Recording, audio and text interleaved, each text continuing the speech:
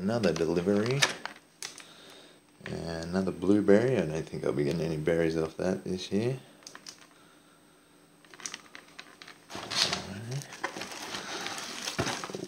This, I guess this is technically another bare root, but that is a yellow raspberry. This one I can put in the fridge though. And more potatoes. So, yeah. I'll put those with the rest.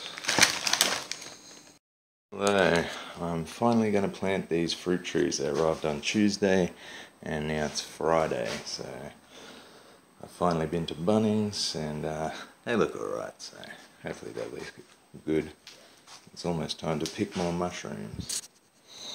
I'm just going to be doing them one at a time, just putting them into these 10-gallon 40-litre fabric pots, and I've mixed up some potting mix, compost, some cow manure and some coconut coir, and that's going to be my potting mix. So it's getting a bit dark, so I probably won't film me actually planting them, but you know, it's the usual procedure, so I'll come back and show you when I'm all done.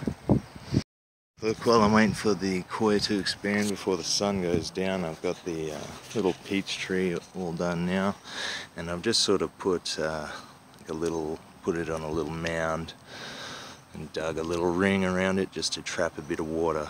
But I kind of hope that that's at the right level, because it's hard to tell if there's a graph. The graph's up here, but obviously I don't have enough pot big enough for that. So. Alright, well, I'm going to be still working probably when the sun goes down, so I'll come back tomorrow and give you a look at all of them once they're in.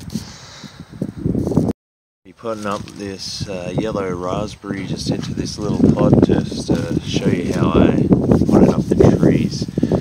The only thing I didn't put in with the trees that I will be putting in with the raspberry is just a bit of granulated sulfur, because the raspberries like it acidic. So I'm just using a mix of potting mix and coconut coir and compost and a bit of cow and chicken manure. I don't really use a lot of manure for the trees, for the bare root trees, because you don't want to add any fertilizer. It says I just wanted to put a little bit in because it's just how I usually do it. So I should take this out of the bag. I should mix a bit of sulfur in there first.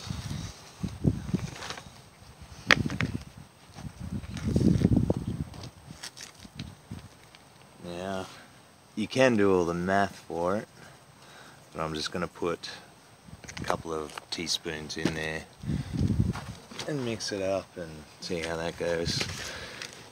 If I need to come back and add more or add some lime or something, I can always do that later. I'm just going to try not to put too much in there. Take this out of the bag. Shake all that off. There we go. Add that. And this probably could have gone in a bigger pot straight away, but I don't really have any bigger pots at the moment. I need to get some more. So this is just temporary, and then I'll get some more pots at some point and fix it all up, including all of those trees. They're in a bit small pots. I could barely just fit them in with all the roots.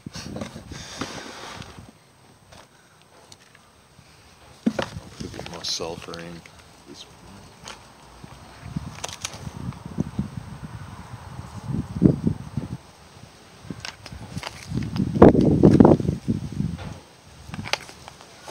That'll probably do for the sulfur.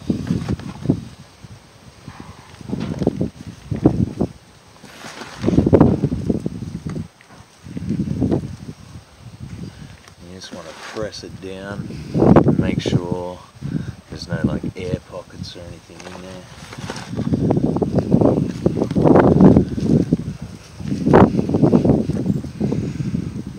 Yeah, probably could have gone a bit deeper, but the roots are in there, so I think that's all that should matter. It should start putting off new shoots, new canes.